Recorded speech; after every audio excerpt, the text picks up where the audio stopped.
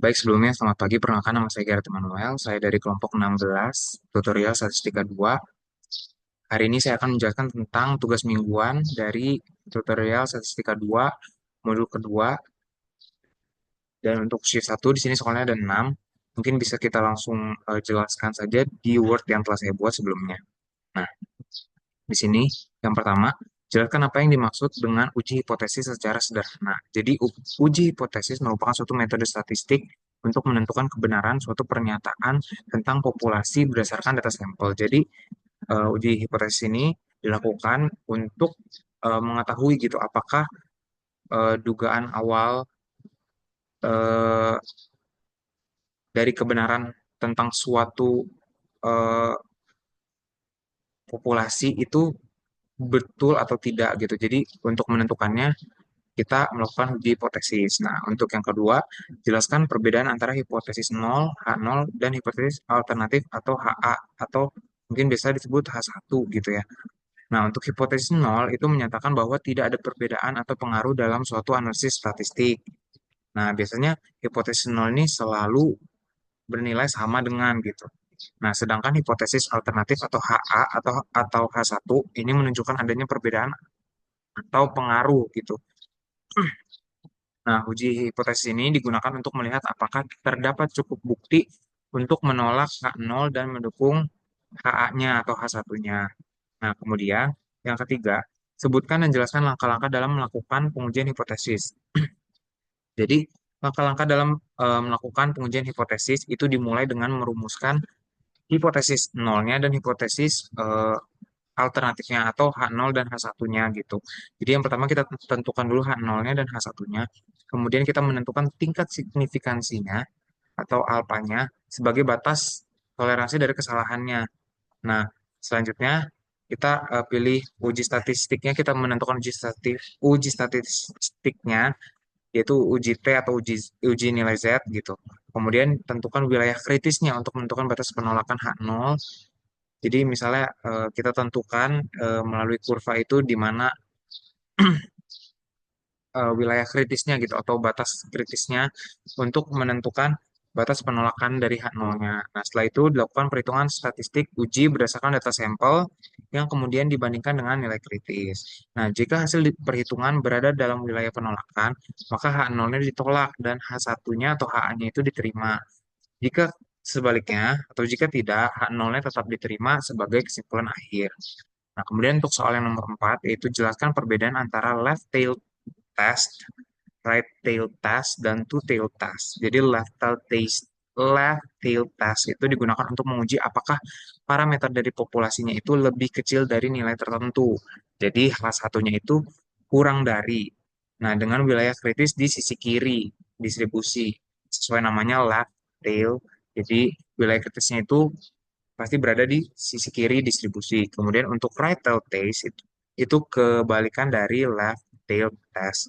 Nah, ini digunakan untuk menguji apakah parameter populasi lebih besar atau H1-nya itu lebih besar dengan wilayah kritis di sisi sebelah kanan.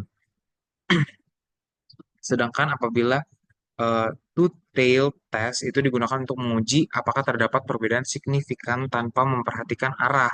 Jadi H1-nya itu tidak sama dengan, sehingga wilayah kritis berada di kedua sisi distribusi gitu. Jadi kalau misalnya dalam soal itu H1-nya itu kurang dari atau lebih dari, maka itu gunakan satu sisi saja sesuai dengan itu sisi sebelah kiri apa sebelah kanan gitu. Jika sisi sebelah kanan atau lebih dari itu berarti menggunakan right tail test. Kalau yang kurang dari atau sisi sebelah kiri itu berarti menggunakan left tail test. Nah, sementara jika H1-nya itu tidak sama dengan, berarti kita menggunakan eh, dua sisi. Selanjutnya, untuk yang nomor 5 itu berikan dua contoh pengaplikasian uji hipotesis dalam kehidupan sehari-hari. Di sini ada dua contoh. Yang pertama itu contohnya itu kecepatan internet di rumah. Nah, ini misalnya kita merasa internet di rumah sering lemot gitu. Padahal penyedia layanan mengklaim kecepatannya itu 50 Mbps. Nah, untuk membuktikan itu gitu, kita bisa mengukur kecepatan internet beberapa kali dalam sehari selama beberapa hari. Jadi kita mengumpulkan dulu datanya gitu ya selama beberapa hari. Setelah itu kita gunakan uji hipotesis ini untuk mengecek apakah rata-rata kecepatan internet gitu yang diklaim gitu kan oleh penyedia layanan itu memang betul-betul mendekati 50 Mbps atau sebenarnya lebih lambat dari itu gitu, dari eh, klaim yang diungkapkan oleh penyedia layanan internet tersebut. Nah, kemudian untuk contoh yang kedua itu menentukan waktu tempuh ke kantor atau kampus nih misalnya. Misalnya kita merasa perjalanan ke kampus itu semakin lama nih, padahal biasanya sekitar 30 menit gitu kan. Nah, jadi untuk memastikan ya kita bisa mencatat waktu tempuh selama beberapa hari.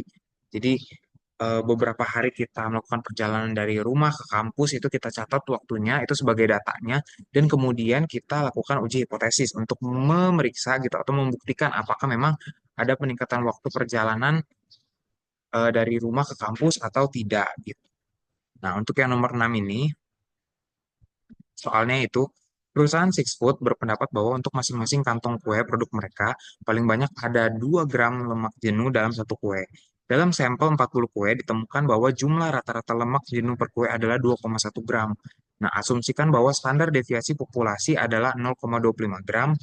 Pada tingkat signifikansi 0,05, dapatkah kita menolak klaim perusahaan? Nah, di sini mungkin bisa kita copy sintaks yang sudah saya buat di Word.